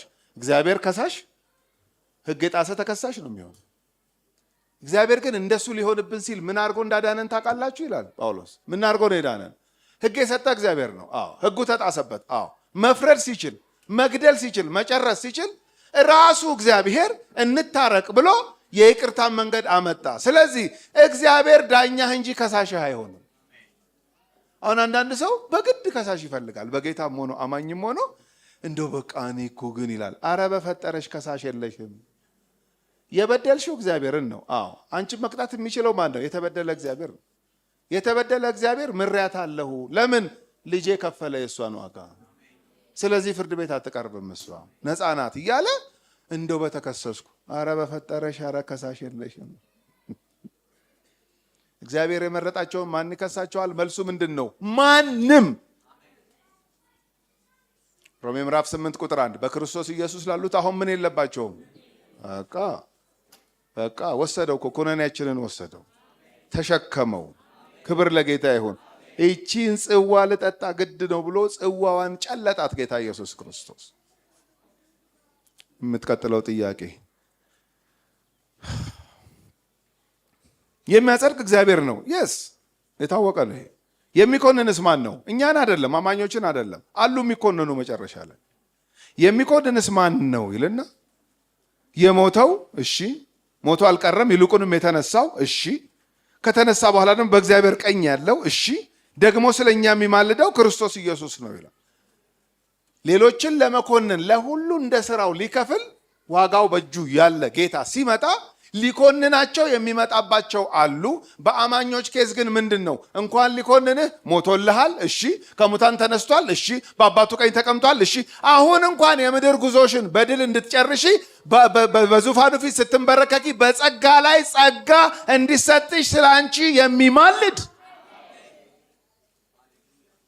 እንኳን ሊከስሽ እንኳን ሊኮንንሽ። የመጨረሻዋ ጥያቄ ቁጥር 35 ከክርስቶስ ፍቅር ማን ይለየናል? ከየቱ ፍቅር? እንደዚህ አድርጎ ከወደደን ፍቅር፣ እኛ እሱን ከወደድንበት ማለት እሱ እኛን ከወደደበት ፍቅር ከክርስቶስ ፍቅር ማን ይለየናል ይልና ይዘረዝራቸዋል። ሊለዩ የሚሞክሩ ይኸው ተመልከቱ። እነዚህ የሚተገትጉን ነገሮች ታርጌታቸው ምን እንደሆነ ወቁ። ባይወድሽ ነው የሚል ድምፅ ማሰማት ነው። በዚህ ውስጥ እያለፍክ እንዴት ይወደኛል ትላለህ? ባይወድህ ነው፣ ለማስባል ነው። መጨረሻ ላይ ልክ ነው፣ እኔ እውነት ነው፣ ባይወደኝ ነው የሚል ቃል ወይም አቋም እንድትይዝ ነው እነዚህ ሁሉ ነገሮች የሚመጡብህ ይላል። ምን ከክርስቶስ ፍቅር ማን ይለየናል ብሎ መከራ ወይስ ጭንቀት ወይስ ስደት ወይስ ራብ ወይስ ራቁትነት ወይስ ፍርሃት ወይስ ሰይፍ፣ በእኛ ሀገር ደግሞ ወይስ ደቼ ወይስ ጠኔ ወይስ ችጋር ወይስ ማት እኮ ነገር ነው ያለው። አልቆ እኮ አይደለም ጳውሎስ እዚህ ጋር ያቆመው። ማት ነው እኮ የሚተገትገን እኮ ማት ነው። በዙሪያችን እኮ ድምፅ የሚያሰማን ማት ነው። ምንድን ነው ዓላማው? ይሄ ሁሉ እዚህ ጋር የተዘረዘረውና እኔ የጨመርኩላችሁ ሁሉ ተጨምሮ ዓላማው በዚህ ውስጥ እያለፍሽ እውነት በእውኑ ነው እንጂ እንደውም በእውኑ አይደለ እነ ሔዋን ጋር የመጣው በዚህ ውስጥ እያለፍሽ በእውኑ ጌታ ይወድሻልን ሲል መልስሽ ምንድን ነው? እንክት አድርጎ ይወደኛል። ክብር ለጌታ ይሁን። በዚህ ውስጥ እያለፍኩን አንተ አሁን ጌታ ከአንተ ጋር ነው። እንክት አድርጎ ጌታ ከኔ ጋር ነው። የመጽናት ሚስጥር፣ የመበርታት ሚስጥር፣ የመጎልበት ሚስጥር እዚህ ጋር የምንሰጠው መልስ ነው። የክርስትና ህይወት የክትክት ህይወት ነው። እንዴት ነው የክትክት ህይወት የሆነው በሉኝ? ጠዋት ስትነሳ ከየት ተለቃቅሞ እንደመጣ የማታውቀው የድብርት መንፈስ የሆነ ነገር ይመጣና ድንገት መጥቶ ዝም ብለሽ ነው ይላል። ምኑን ስትለው ይሄ ቸርች የምትይውን ይሄ የምታገለግዩን ይሄ ጌታ የምትይውን ዝም ብለሽ ነው ሲል ካልተከታከትክ ጉድህ ነው የሚፈላው። ዝም ብዬ አይደለም ብለህ መመለስ አለብህ። ክብር ለጌታ ይሁን። ዝም ብዬ አይደለም፣ የጌታ ቃል ይደግፈኛል። በልሳን ስጸልይ ነው ለቆ የሚሄደው እንጂ ከደቆሰ አብረሃው ልክ ነው እኔ ዝም ብዬ ነው ካልክ ደቋቁሶ ነው የሚለቅ። እንዳትደቆስ እንደ በርበሬ ምንድነው መድኃኒቱ በለኝ። ፍርጥም ብለህ ዝም ብለህ ነው ሲል ዝም ብዬ አይደለም፣ መጽሐፍ ቅዱስ ነው የነገረኝ። ክብር ለእግዚአብሔር ይሁን። የጌታ ቃል ነው የሚናገረው። ይሄንን ጳውሎስ እኮ ይሄን ነው እኮ የሚነግረን። እኔ መልስ አለኛል። እዚህ ጋር ለተደረደሩት ጥያቄዎች ትክክለኛ መልስ ስላለኝ ነው እንጂ የምኖረው የሚተገትገኝ ነገር ስለሌለ አይደለም አለ። ደግሞ የዘረዘራቸውን አልፎባቸዋል። እነ ረሃብ፣ እነ ራቁትነት፣ እነ ሰይፍ በሙሉ አልፎባቸዋል። እንዴት ጸናህ? የጸናሁት ዓላማቸው ጌታ አይወድም የሚል ድምፅ ለማውጣት ስለሆነ እኔ ደግሞ በእርግጠኛነት የማውቀው አንድ ነገር ቢኖር ጌታ ይወደኛል። ይኸውላችሁ አሁን አንድ ሰው በጣም ጌታን እወደዋለሁ ብሎ ቢከራከር አሳየኝ ብላችሁ ብዙ ትሞግቱታላችሁ። ጌታ ይወደኛል ያለን ሰው በምን አቅም ነው የምትከራከረው? ምቀኛ መሆን ካልሆነ በስተቀር ሌላ ምን መሆን ትችላል? አስቡት። አሁን እኔ ተነስቼ ይገርምሻል እህቴ፣ እኔ ከጠዋት እስከ ማታ አንድ ነገር ነው ልቤን የሚይዘው። ምን? የጌታ ፍቅር ማለት ጌታ በጣም ይወደኛል ብላት እንዴት አድርጎ ብላ መከራከር አይችል። አያገባትም። ይወደኛል አለቀ። ከተቀበለች ተቀበለች፣ ካልተቀበለች መሄድ ነው በቃ። እወደዋለሁን ፕሩፍ አድርግ ማለት ትችላላችሁ። ግልጽ ነው ሐሳቡ። ይወደኛል ያለን ሰው ግን ምንም ልታመጡበት አትችሉ።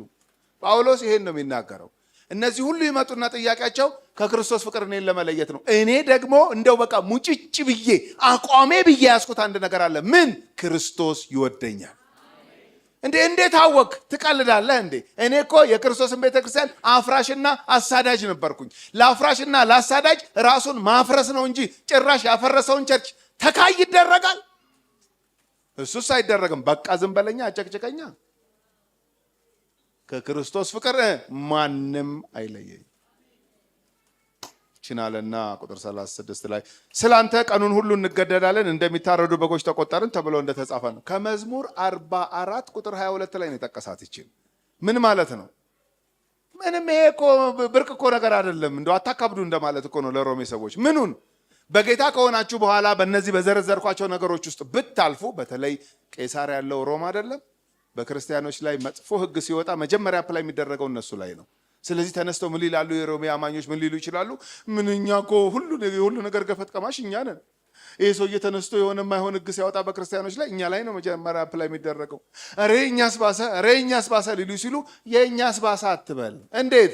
ዳዊት በመዝሙሩ ምን ብሏል? ስላንተ ስለ ጌታ ማለት ነው ቀኑን ሁሉ እንገደላለን እንደሚታረዱ በጎች። መገፋት ነው ስራችን። እኛ ድሮውንም እዚህ እምነት ውስጥ ከገባን በኋላ አገር ሁሉ ተቀብሎን እንትን አላለልንም። እየተገፋን ነው የኖር ነው። ዳዊት የተናገረው ለእኛም ለአዲስ ኪዳን አማኞችም ነው አለና ጥቅሱን ጠቀሰ። ቁጥር 37 ማሰሪያዋ በዚህ ሁሉ ግን ቤቱ እስካሁን በተዘረዘረው ሁሉ ግን ከፈለክ እዚህ ዝርዝር ውስጥ ከሌለ አንተን የሚሞግትህ ጨምረው እዚህ ውስጥ ጨምሪው። ከዛስ በዚህ ሁሉ ግን በወደደን። ይኸው 30 ምናምን ዓመት ባገለገልኩት እኮ አይደለም የሚለው ኖ ትምክቱ የሚያርፈው እሱ ለጌታ ስላሳየው ትጋት ምናምን አይደለም። ትምክት እዛ ላይ አይቀመጥም። በዚህ ሁሉ ግን በወደደን። ክብር ለእግዚአብሔር ይሁን። በእርሱ ሃሌሉያ፣ በኢየሱስ ማለት እኮ ነው። በወደደን በእርሱ ከአሸናፊዎች እንበልጣለን። አሸናፊዎች እነዚህ እኮ የመጡት ቢሆንላቸው እኮ ፈንግለው ሊጥሉሽ ነበር። አሸነፍኳት ለማለት እኮ ነበር የመጡት። ግን በወደደሽ በእርሱ ሊያሸንፉሽ ከመጡት እንበልጣለን። የማሸነፊያ አለታችን ኢየሱስ ክርስቶስ ስሙ የተባረከ ይሁን። አቤት የጳውሎስ ቴዎሎጂ! በወደደናል። በወደድ ነው ባገለገል ነው። የእኛ ነገር ይዋዥቃል። የማይዋዥቅ የጌታ ነው። በዚህ ሁሉ ግን በወደደን በእርሱ ከአሸናፊዎች አያችሁ። የሚነካኩን ነገሮች ከሆነላቸው ሊያሸንፉን ነው የሚመጡት። እንግዲህ ያንቺ መልስ ነው ወሳኙን፣ ያንተ መረዳት ነው ወሳኙን። ነገሩን ክርስትናን የተረዳህበት መንገድ ነው ወሳኙ፣ ለመንገዳገድም ለመውደቅም ለመጽናትም። ጳውሎስ ኮርጁ ነው የሚላቸው። ምኑን? ይሄን የኔን መረዳት ፕሊዝ ኮርጁ። ምክንያቱም እግዚአብሔር እኔ ከብረት የተሰራው አይደለሁም የመከራን ማዕት እያመጣ እኔ ላይ የሚቆልለው። ሁላችሁም ፌስ ታደርጉታላችሁ ነው የሚለው። ሁላችሁም እንደ አቅማችሁ እንደ ልካችሁ የሚገጥማችሁ የምታልፉበት ነገር አለ። በዛ ውስጥ ምንድን ነው መፍትሄው? በወደደን። እንደው አደራችሁም አሁን የፕሮግራም አልቆ ወደ ቤት ስትሄዱ ራሱ ባገለገልኩት፣ ትጋቴን ባሳየሁት፣ ልጅነቴን በሰጠሁት ኖ ኖ ኖ ኖ፣ በወደደኝ። ማምለጫው እሱ ነው። ማሸነፊያው እሱ ነው። በወደደኝ። በወደደን በእርሱ ከአሸናፊዎች እንበልጣለን አለና ሲዘጋው ምን አለ? የምድር ኃይላትን ቅድም ዘርዝሯል። ቁጥር 35 ላይ መከራ፣ ስደት፣ ሰይፍ፣ ራቁትነት ምናምን አለና አሁን ደግሞ ሌላ ኃይላት ጋር ሄደ። ምን? ሞት ቢሆን አለ። ከዋናው ጀመረ ጨረሰ። ሞትም አይፈራም። ሞት ቢሆን ህይወትም ቢሆን አለ። አሁን እዚህ ጋር የተነጻጸሩት ኮመን ግራውንድ ያላቸው ነገሮች ናቸው። ሞት ቢሆን ህይወትም ማለት ህይወት ማለት ከነዚህ ስቃዮች ጋር፣ ይሄም ደግሞ አብቅቶለት እነዛ ስቃዮች ገደልኩት ቢል እንኳን ሞት እንኳን ወደ ጌታዬ ይወስደኛል እንጂ አይለየኝም ከጌታዬ። ሞት ቢሆን ህይወትም ቢሆናል። ከዚህ በፊት በፊልጵስዩስ መልእክቱ ላይ ምን ብሏል? በሁለት ሐሳብ እቸገራለሁ አለ። ዳቦ ልብላ ሻይ ልጠጣ አይደለም ሁለቱ ሐሳብ። እዚህ ቆይቼ ላገልግል ወይስ ወደ ጌታ ልሂድ? ሁለት ሐሳብ ያንገላታኛል። ወደ ጌታ ልሂድ ማለት በሞት በኩል ነው። ሌላ መንገድ አለ እንዴ? እንደዚህ የደፈረ ሰው እኮ ነው ይሄ። ስለዚህ እዚህ ጋር ሞት ቢሆን ቢል ልክ ነው። ይሄ ሰው የሚናገረው ልክ ነው። ሞትም ቢሆን ህይወትም ቢሆን አለ። እሺ መላእክትም ቢሆኑ ግዛትም ቢሆን ምን ማለት ነው? ንጽጽር ነው። ልብ አድርጎ። ሞት ወደዚህ፣ ህይወት ወደዚህ፣ መላእክት ወደዚህ፣ ግዛት ወደዚህ። ምንድነው እያለ ያለው ጳውሎስ? ግዛት ማለት ኤፌሶን 6:12 እነዚህ ዲመንስ ናቸው፣ ርኩሳን መናፍስ ናቸው። መላእክት ታዲያ ማን ናቸው? አስቡበት። አሁን እንግዲህ ግዛት እሺ ዲመንስ አጋንንት ከሆኑ መላእክት ማን ናቸው? ያለምንም ጥርጥር ቅዱሳን መላእክት ናቸው። ምን ነካው ጳውሎስ? እሺ አጋንንት ጳውሎስ ከክርስቶስ ጋር ያለውን ግንኙነት ክርስቶስ ለጳውሎስ የገለጠውን ፍቅር መካከል ላይ ገብቶ በመከራ በስቃይ በቃ ሊያምታታውና ሊያደክመው ሊፈልግ ይችላል። ይሄ የሁል ጊዜ ስራቸው ነው አጋንንት።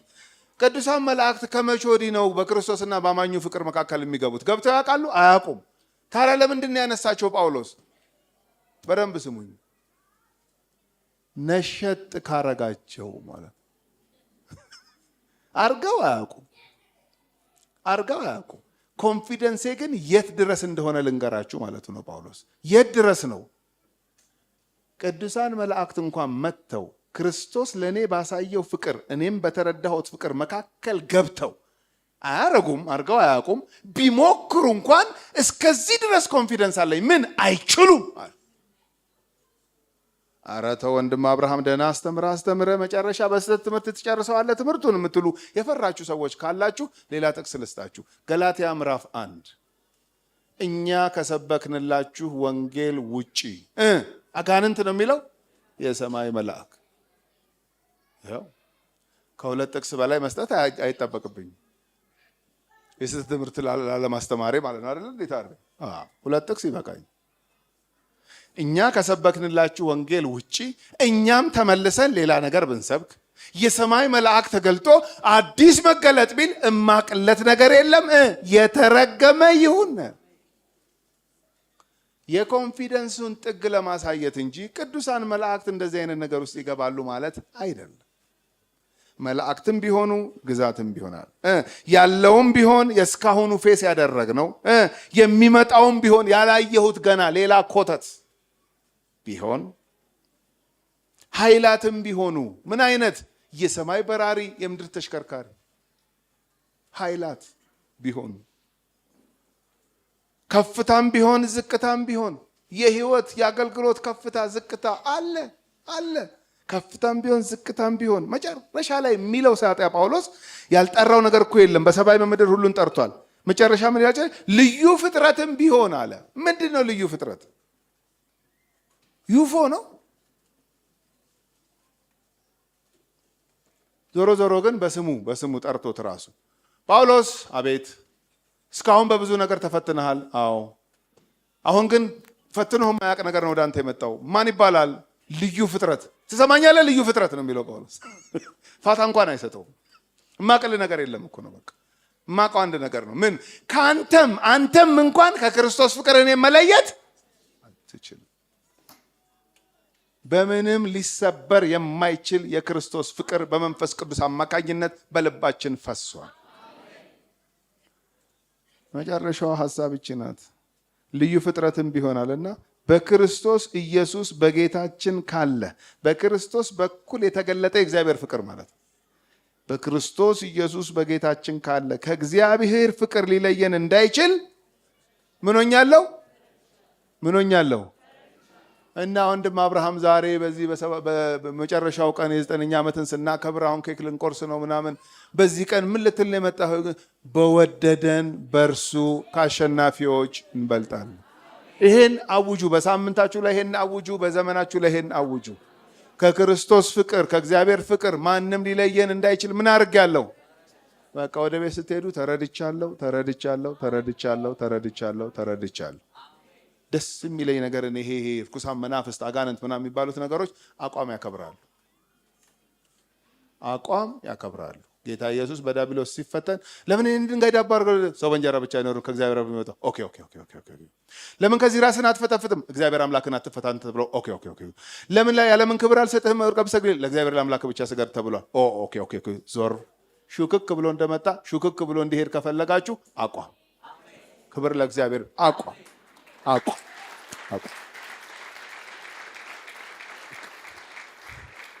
ይኸው ተፈለጡ ተቆረጡ አይደለም፣ ተረዱ ነው። እንዴ ተፈለጡ ተቆረጡ ብንል ጉዳችን ፈልቶ ነበር። በዚህ ግባ፣ በዚህ ውጣት፣ በዚህ ውረድ፣ በዚህ እንደዚህ አድርግ። ምንም ተረዳ ነው። ተረዳ። የአሜሪካ መንግስትና የራሽያ መንግስት በ10 እንትኖች ባለ 10 ነጥብ ያቋም መግለጫ አውጥተዋል። እኔ በየቀኑ አይደለ እንደ ያቋም መግለጫ ማወጣው?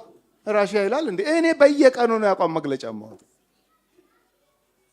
በየቀኑ ክብር ለጌታ ይሁን።